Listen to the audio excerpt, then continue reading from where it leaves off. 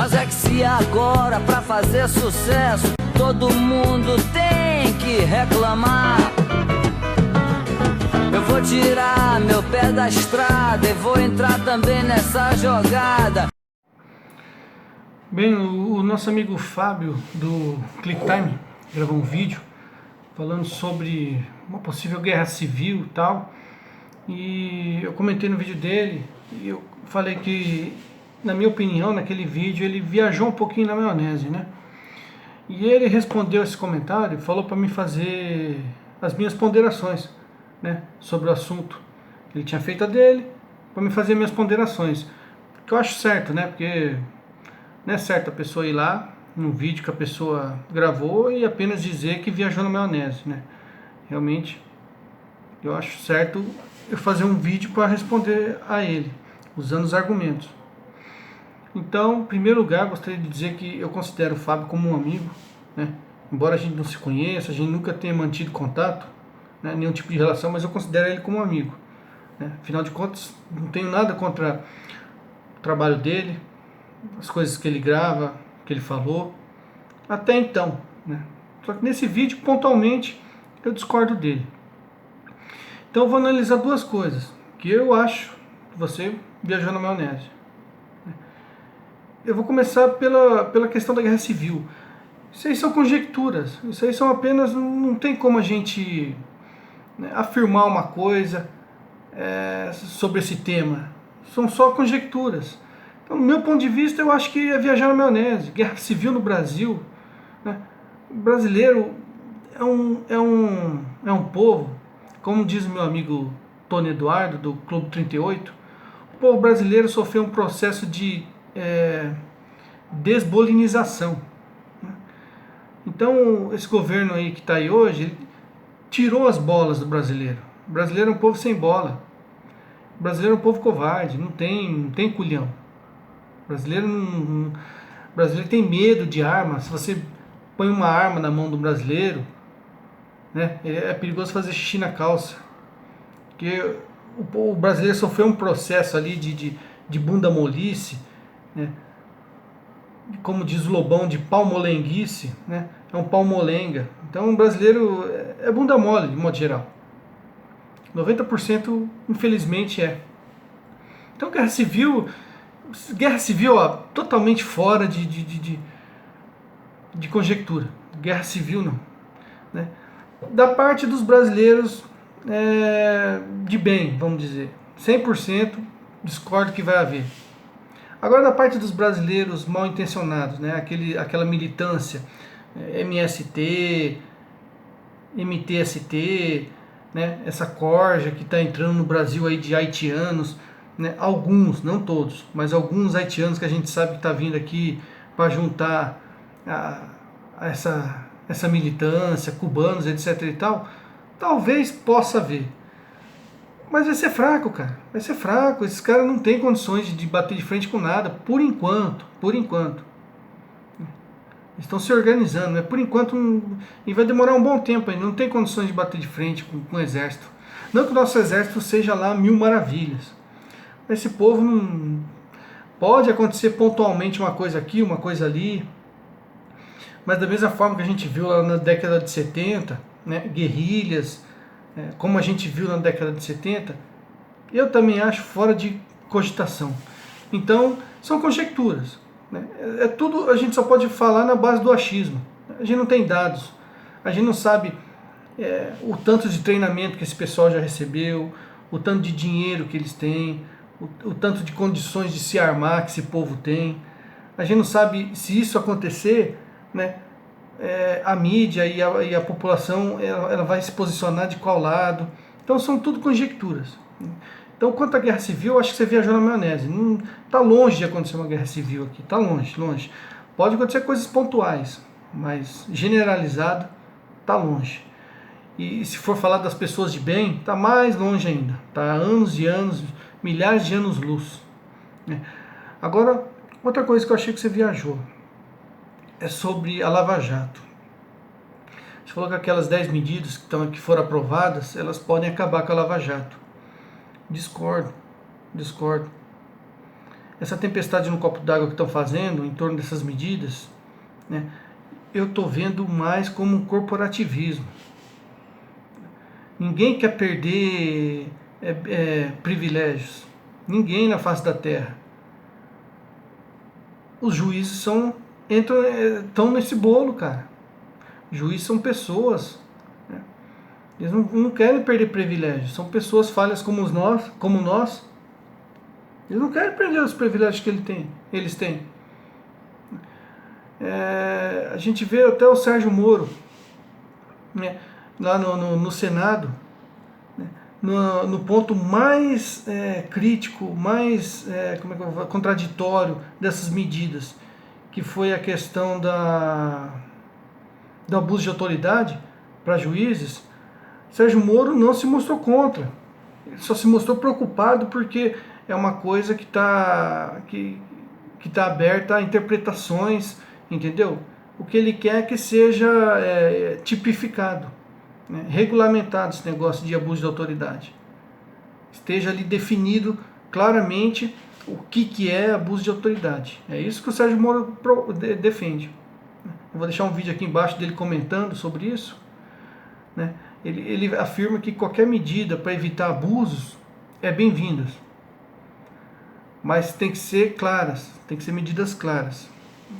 Então, vamos fazer uma análise aqui nessas medidas que foram aprovadas, vamos ver se elas têm algum impacto realmente na Lava Jato, se elas vão acabar com a Lava Jato. Vamos analisar primeiro aqui o que foi aprovado, né? Em primeiro lugar, o que foi aprovado? Criminalização do Caixa 2. Isso, com certeza, não vai acabar com a Lava Jato. Criminalizar o Caixa 2 não vai acabar com a Lava Jato. Transforma a corrupção em crime hediondo. Foi aprovado. É uma coisa que vai vir para o bem. Criminalização da compra de votos. Foi aprovado. Aumento da pena de corrupção de acordo com o valor desviado. Essa medida foi aprovada. Aceleração do processo de investigação. Essa medida foi aprovada também. Criminalização do abuso de autoridade, inclusive do judiciário. O judiciário estava livre desse quesito aqui, abuso de autoridade. E a gente vai ver no vídeo que eu vou botar aqui na descrição que até o Sérgio Moro aprova isso. O que ele exige é que seja claramente tipificado ali o que é abuso de autoridade e o que não é, para não estar sujeito a interpretações. E ninguém em sã consciência pode ser contra isso. O abuso de autoridade. Se um juiz abusa da autoridade que ele tem que ser punido. Ninguém em sã consciência vai ser contra isso. A gente viu semana passada um juiz passando por cima da lei e descriminalizando o aborto. A gente viu semana passada, isso aí de certa forma é um abuso de autoridade. Se essa lei tivesse vigente, esse juiz poderia talvez estar correndo nesse crime. Essa semana a gente viu um outro juiz do STF, né, por uma decisão individual dele, quis afastar o presidente do Senado. E para quê? Para colocar um petista no lugar. E depois ele voltou atrás, recuou e levou essa questão para ser avaliada por todo o colegiado do STF. E o colegiado decidiu manter o Renan na presidência do Senado. Apenas tirou ele da linha de sucessão presidencial. Então, esse juiz, o Barroso, no caso do aborto, e o Marco Aurélio Mello, no caso do Renan, os dois quiseram legislar, coisa que não é da função deles. Isso talvez poderia ser contemplado nesse crime aqui de abuso de autoridade. Então não é uma medida ruim. O que não pode é o abuso de autoridade ficar sem tipificação, ficar sem critérios, né, sem regulamentação, ficar à mercê da interpretação de quem for julgar o caso. Isso não pode. Agora, o que foi reprovado? Impedimento da prática de habeas corpus. Habeas corpus é uma prática... outra vez eu vou falar, uma pessoa em sã consciência não pode ser contra a prática do habeas corpus? Porque a gente sabe que injustiças são cometidas. Injustiças são cometidas no judiciário, ou você acha que o judiciário nosso é perfeito? Não corre o risco de botar um inocente, prender um inocente. Às vezes um crime pequeno, a pessoa é presa e com habeas corpus ela tem o relaxamento da prisão. Por exemplo, o crime de porte ilegal de armas de fogo. É um crime pequeno, se for uma arma que não tem restrição, é um crime pequeno. Agora, se um cidadão de bem, um pai de família, é pego portando uma arma e vai preso, você conta um habeas corpus que liberta aquele senhor? Se ele é preso em flagrante? É diferente de um bandido, um traficante que é pego com a R-15, com uma AK-47. Agora o pai de família, né? Então a gente tem que ver, habeas corpus não é uma prática ruim, né? Então foi reprovado o impedimento da prática de habeas corpus, então vai continuar existindo habeas corpus. Confisco de bens sem prova ilícita. É errado isso? Foi reprovado o confisco de bens sem prova ilícitas. O certo não é provar a origem ilícita do bem antes de confiscar? O Estado já confisca tanta coisa nossa, já mete a mão em tanta coisa. Vai confiscar bens agora sem ter certeza de que aquilo é de origem ilícita? Pagamento de delator com o próprio dinheiro da corrupção. Isso acontece hoje. Com exceção da Lava Jato. Você vê, Sérgio Moro não usou esse artifício na Lava Jato. Pagar o delator. Porque atualmente a lei permite o pagamento de até 30% do dinheiro desviado para a pessoa que delatar.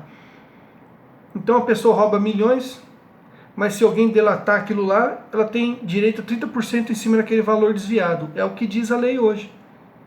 Embora Sérgio Moro, mais uma vez repito, na Lava Jato não tenha usado desse artifício, mas ele poderia.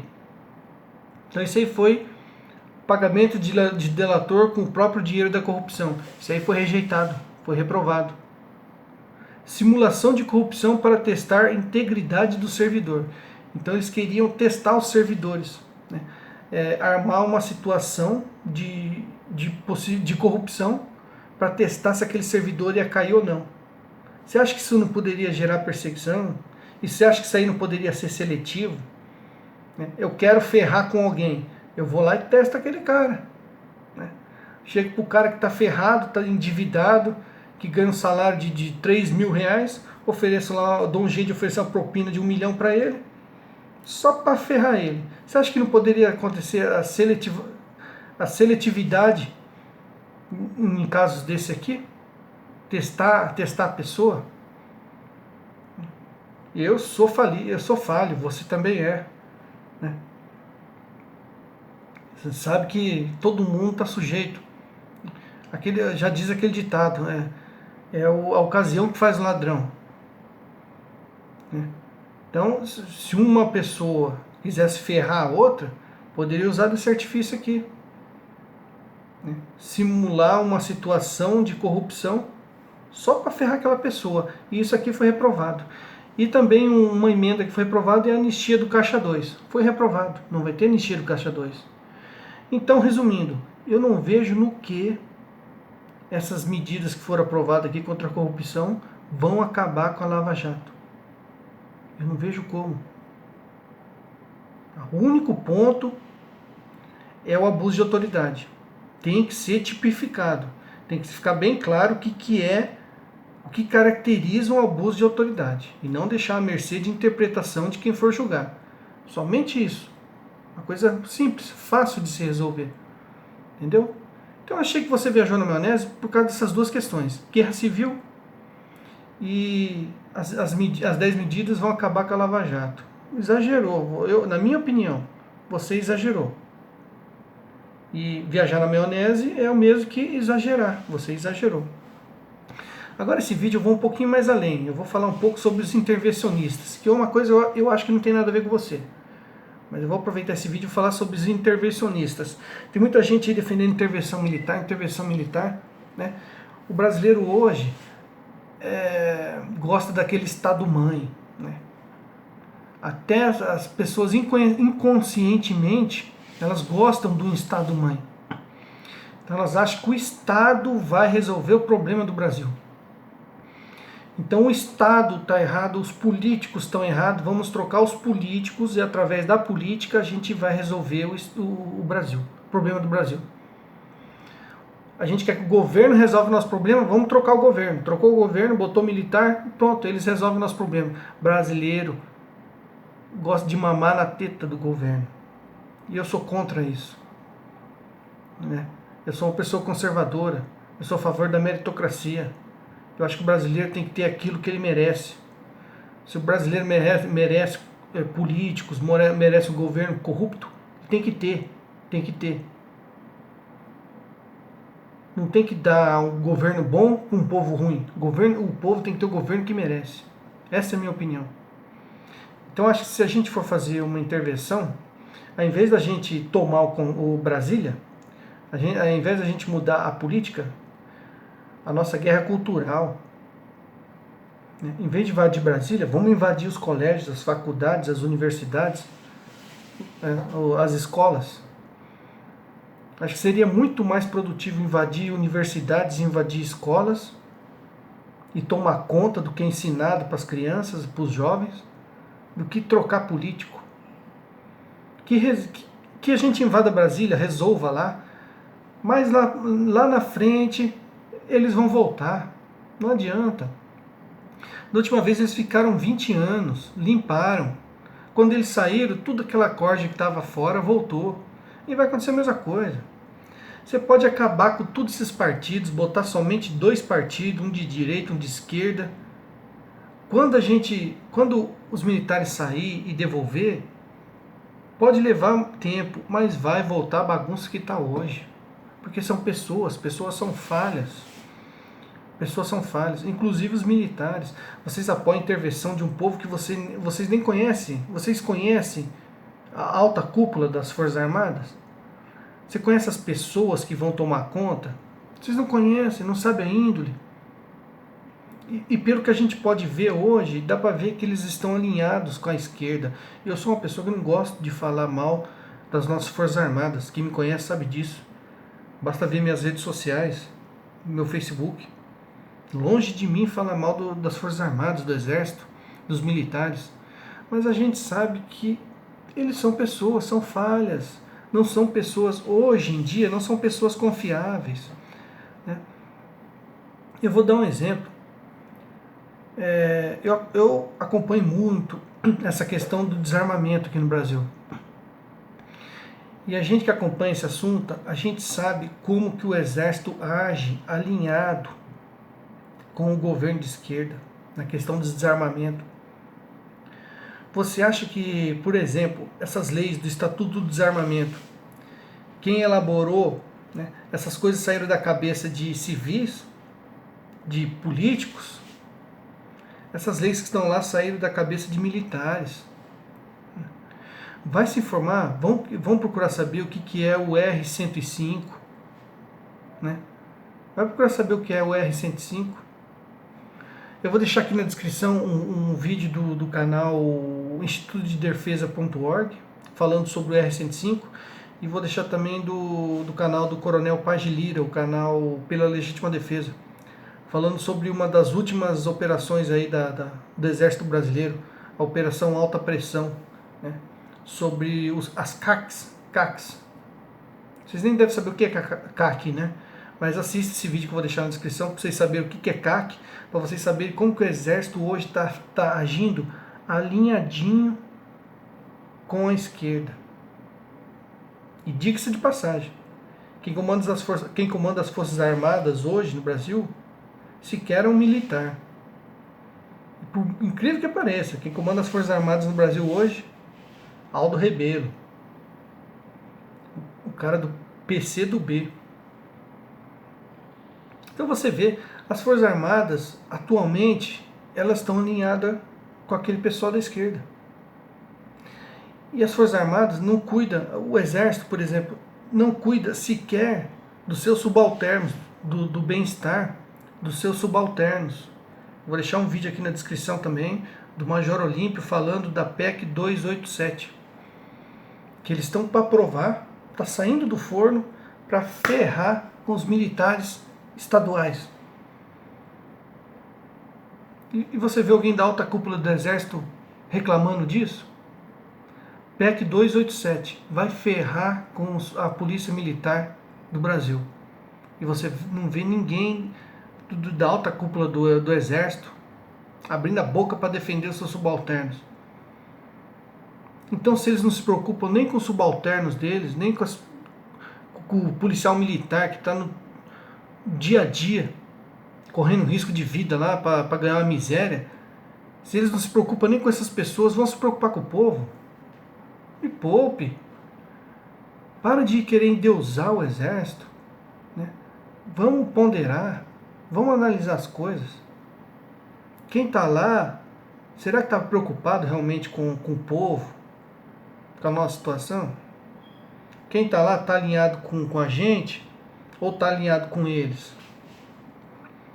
Eu digo quem vai mandar, quem vai assumir a direção do país. É uma pessoa virtuosa?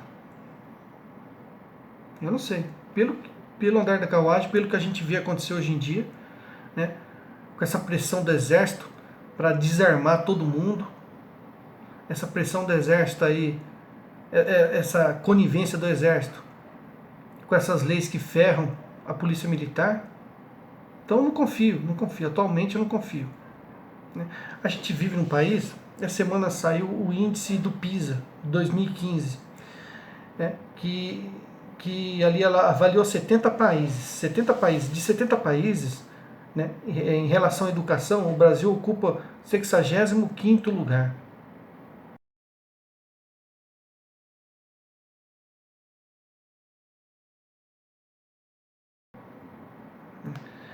Esse índice mostrou que 7 em cada 10 brasileiros não sabem fazer as contas básicas de matemática. Então a nossa intervenção tem que ser outra. A gente tem que dominar o MEC, a gente tem que dominar as escolas, os colégios, as universidades, as faculdades. É uma coisa a longo prazo. Não adianta querer vir com um Messias, querer vir com o Salvador da Pátria. É coisa a longo prazo. Nossa guerra é cultural. Não adianta remediar. Intervenção militar vai remediar. Depois vai voltar tudo. O vírus vai voltar. Os parasitas vão voltar a dominar. Então não adianta remediar. Tem que conscientizar o povo. O povo tem que ter aquilo que merece. E um povo onde 7 a cada 10 pessoas não sabe fazer uma conta básica de matemática, aí a gente dá para ver a degradação desse povo. Tem que mudar. Essa geração já está perdida. A gente tem que investir na próxima geração.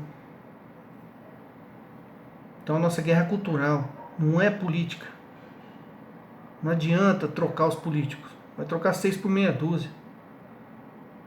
Então esse é o meu recado para os militares. E para você, Fábio, um abraço, fica com Deus, né? Não me leve a mal, tá? Espero que você entenda esse vídeo, né?